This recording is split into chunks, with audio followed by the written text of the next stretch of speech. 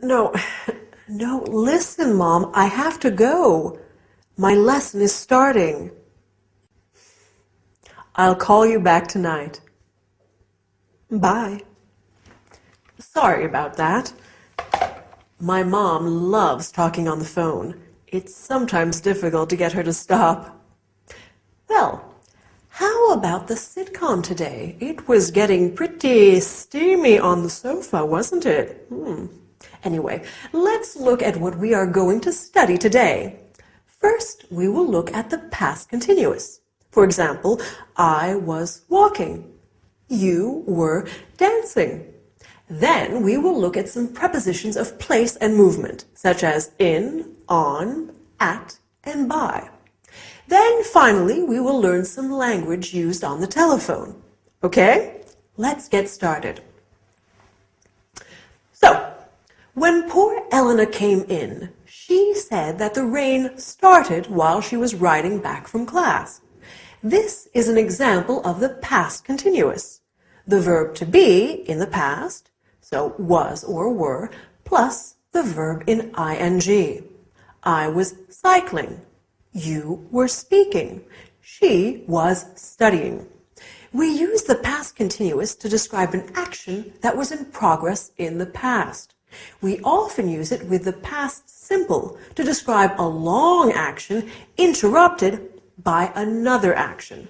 For example, I was walking down the street when I saw John. She was washing the car when it started to rain. We also use it to describe two past actions happening simultaneously. As Agatha said, he was sitting on the sofa kissing Elena, meaning he was sitting on the sofa and he was kissing Elena. I was cutting the vegetables while Dylan was pouring the wine. Do you see? Now, let's look at some prepositions of place and movement. Has anyone seen my bag?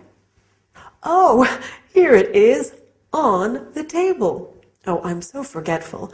I can't remember where I put my keys either. Oh, silly me. Here they are in my bag. I remember I put them into my bag so I wouldn't lose them.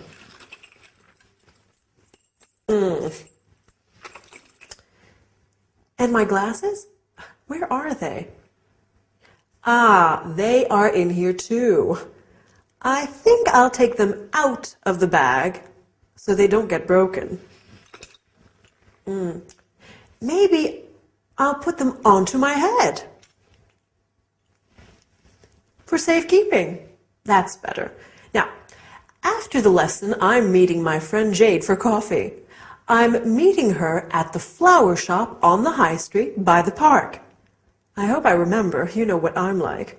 Okay, finally, I want us to study some telephone language. Do you remember what Agatha said on the phone? She said, "May I speak to Betty Johnson, please?" This is how we ask for someone on the phone. Then she said, "Could you put me through to?" This is what we say when we are talking to a secretary or receptionist of a business and want to talk to someone specific. Please hold on. To be on hold means to wait to be connected to someone. You often hear some really dreadful music while on hold. We also have some important phrasal verbs in the English telephone language. To pick up is to answer the phone, and to hang up is to end the call. Okay? So now you know how to have a phone conversation in English. Good work. Well, that's all for today. See you next time, or maybe give me a call. Do you want green tea or black, Agatha? Oh, green, please. It's supposed to be very good for you. You've never had green tea before, Agatha. You said it tastes bitter. Are you starting a new diet? No, I just think I need to be a little healthier. When I was a young girl, I loved watching Mother make afternoon tea. Her grandmother taught her how to make a proper pot of tea. When we were children, Agatha and Betty would help Mum make her special jam drop biscuits. Oh, what are jam drop biscuits? They're biscuits, which you push your thumb into to leave a little hole to put the delicious homemade strawberry jam into. Dad and I love them. Our cousins always had apple cakes with their tea, but jam drops were our favorite. Although Aunt Mary has always made marvelous jams. This tea is good. Mom sent it from Manchester. That's where our grandmother's from. She goes often to visit relatives and old school friends. Oh, where are you two from originally? Well, Mom's family is from Manchester, and Dad's from the U.S. We spent our school years living with our dad's family in Arizona until he was transferred here with work. Then we lived in a flat in Flagstaff, and we used to visit our grandmother. Oh. On the farm, in the country. Okay, guys, I have something to tell you. I've just been to the doctor's and... Oh, is everything okay? You have been ill a lot recently. Have you taken those vitamin pills I left on the table? Victor, I'm pregnant. How long have you known? Have you told Harold? I've just spoken to him, although he's suspected for weeks. His transfer has just come through, and he's coming back to London for good. That's fantastic news. I wonder who that is. I'll go.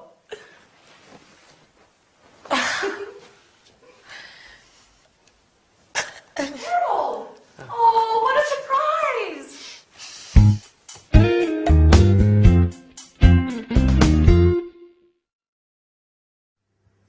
Hi there! Big news for our friends in the sitcom today.